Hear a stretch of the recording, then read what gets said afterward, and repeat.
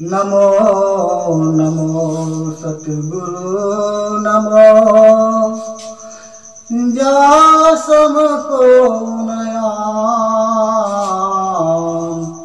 परम पुरुष ते अधिका गावन संत सुजान।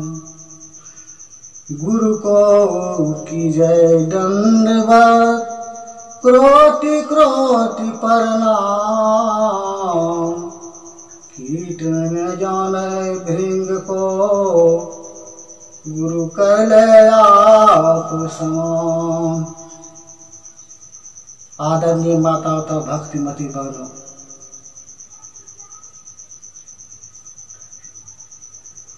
मैं एक गोपीचंद की कहानी कहने जा रहा हूँ। आप ध्यान पूर्वक सुनेंगे। गोपीचंद एक राजा था। राज का वैभव उसको बहुत पहले आनंद आता था। वह जो आनंद आता था, लेकिन एकाएक उसको संसार से विरक्ति हो गया। उस संसार में कुछ नहीं है, हमको इस संसार को छोड़ के जाना पड़ेगा। उसने साधु संतों की खोज करने के लिए घर से निकल पड़े। बहुत तीर्थों में गए, बहुत स्थानों में गए, बहुत जगह भ्रमण किए, बहुत मठों में गए, लेकिन उसको तृप्ति नहीं हुआ। वह जो है ये पहुंचे हुए संत सदगुरु के पास पहुंचते हैं और पहुंचते हैं तो वह सदगुरु ने आदेश देते हैं कि मैं तो आपको दीक्षा देंगे, लेकिन पहले जाओ अपने समाज से, अपने परिवार से,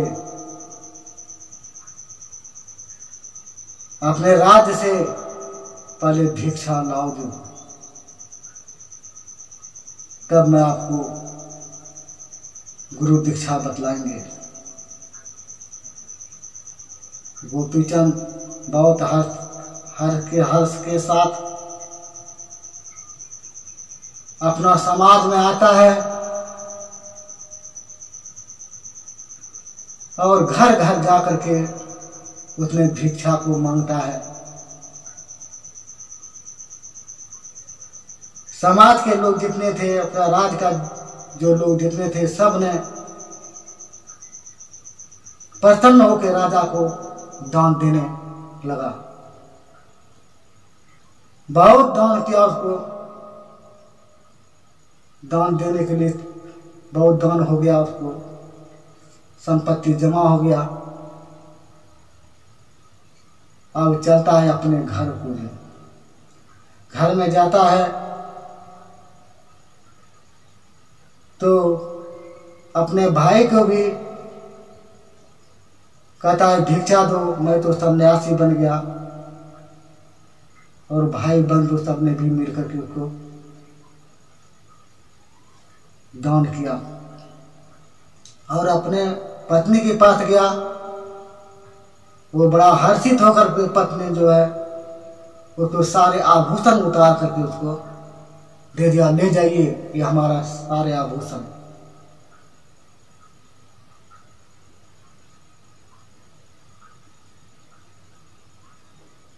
तब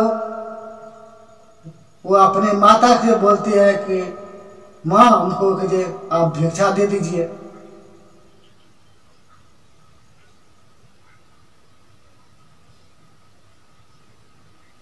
कहता है बेटा सुनो, हमारे भिक्षा यही है कि मजबूत किला के अंदर में रहना, मजबूत गढ़ में रहना,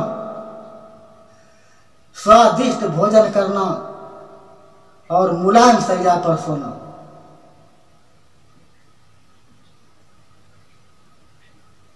गोपीचंद की माँ जो था वह योगी और बुद्धिमती थी, वह सत्संग ध्यान भजन करती थी। जब अपने बच्चों को वह यही उपदेश दिया। गोपीचंद तो सन्यासी हो गए थे। उसने कहा, माँ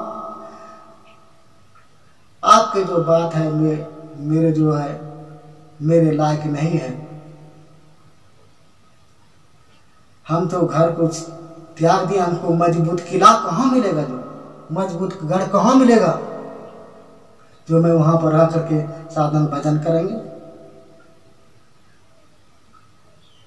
स्वादिष्ट भोजन करना मतलब स्वादिष्ट भोजन कीजिए, कहाँ मिलेगा वहाँ बढ़िया बढ़िया भोजन नहीं मिलेगा। कैसे हम स्वादिष्ट भोजन को बनाएंगे, जी कैसे खाएंगे, हमारे पास तो कुछ साधन है ही नहीं।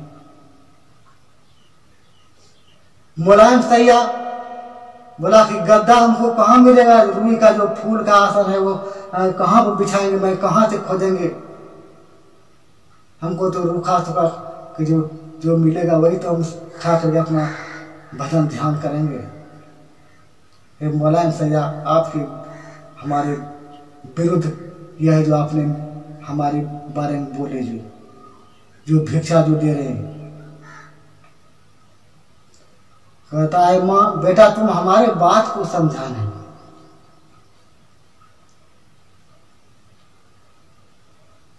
मजबूत किला का गढ़ किसको कहता है, जो मजबूत गढ़ कहता है। सत्संग का जो गढ़ है वह सबसे बड़ा मजबूत गढ़ है। मजबूत के गढ़ में रहेगा तो सारे काम तुम्हारा होगा। जो सत्संग के स्थान पर रहेगा तुम्हारा बहुत भलाई होगा। कहता है, बिनु सत्संग विवेक न होई। जब सत्संग को मिलेगा तुमको ज्ञान हो जाएगा, तुम साधन भजन कर सकते हो। स्वादिष्ट भोजन करना,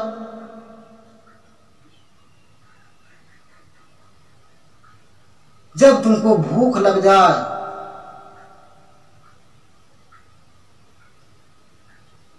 तब तुमको कुछ भी खाना मिले, अगर जहां भूसी का रोटी भी मिल जाएगा तो तुम्हारे लिए वह स्वादिष्ट बन जाएगा।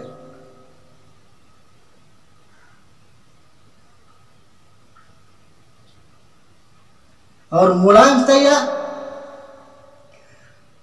अगर जब गहरी नींद आ जाए तुमको, अगर जब सोचेगा अगर जब पूरा नींद आ गया तो तुम पत्थर पर भी सो जाओगे, तुमको नींद आ जाएगा। अगर जब तुमको नींद नहीं है तो मुलायम सैया भी तुम्हारे पास में है, फूल के गद्दा भी है, तो तुमको वह नींद आने वाला नहीं है। इसीलिए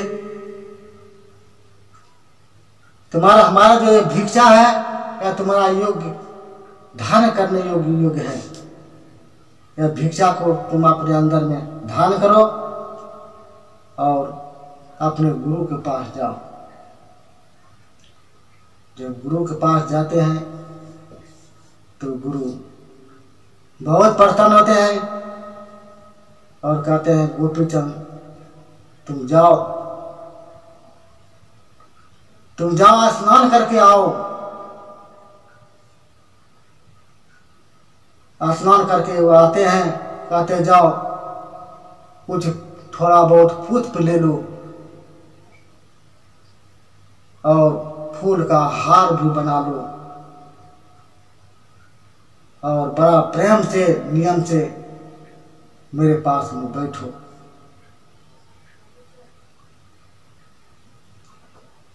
जब गोपीचंद स्नान करके जब गुरु महाराज के पास आते हैं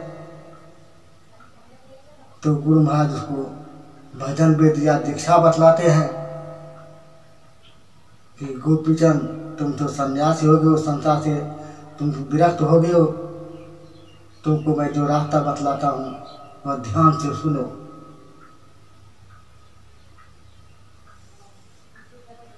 ध्यान से सुनो। वह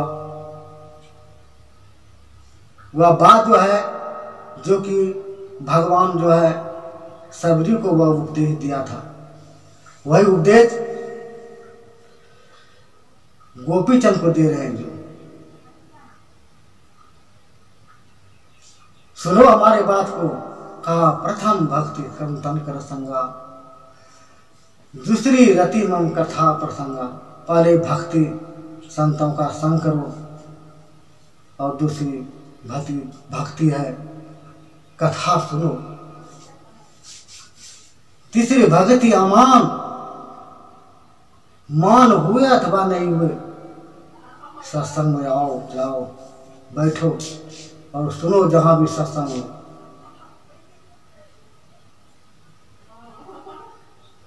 तीसरी भक्ति अमान, चौथी भक्ति मम गुणगन, और सतगुरु का गुणगान करना, हमारा जो है गुणगान करना, परमात्मा को गुणगान करना। चौथी भक्ति मम गुणगान करही कपट तजी गाँव, मतलब कि कपट छोड़ करके गुरु का गुणों का गान करना, उसको बखान करना, दूसरों को सुनाना। जो मैं तुमको अभी मंत्र बता रहा हूँ, मंत्र जाप मम दृढ़ विश्वासा, पंचन भजन जो वेद प्रकाश। मैं तुमको जो मंत्र बता देता हूँ उसको ध्यान से सुनो। और मंत्र उसको बता देता है, मंत्र जाप दृढ़ विश्वास के साथ इस मंत्र को जपना। छठ दम स्थिर विरति बहु कर्मा, निरत निरंतर सज्जन धर्म। जो है सज्जन का जो धर्म है, झूठ, नशा, हिंसा और बेविचार किसी को नहीं करना। अपना दम के साधन करना, मन को निग्रह करो, इंद्रियों को वश में करना। छठ दम तीर विरति बहु कर्मा, निरंतर निरंतर सज्जन धर्म। सज्जनों का धर्म है कि झूठ, चोरी, नशा, हिंसा से बचते रहना और गुरु का मंत्र जप करना। छठम भक्ति बताया, दम का साधन करना।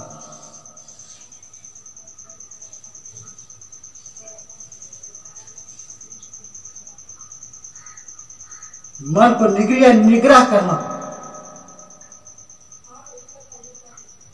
दृष्टि योग की साधन करना। दम व्यक्ति का बहु करना, नित्य निरंतर सज्जनों के धर्म में लगा रहना। अपने अंदर में उनकी प्राप्ति का दृढ़ निश्चय रखना। सदगुरु की निष्कपट सेवा, सत्संग और ध्यानाभ्यास करते रहना।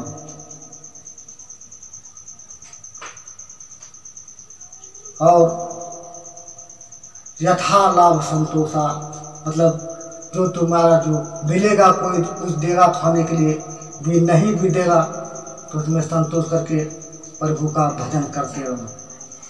सपनों नहीं देखा ही परगोसा, सपने में भी दूसरा का जो सुख नहीं देखना। तुम्हारे जो भाग में सुख लिखा हुआ है वही को तुमको ग्रहण करना है। छोड़ करके प्रभु का गुणगान करना, सतगुरु का भक्ति का गुणगान करना।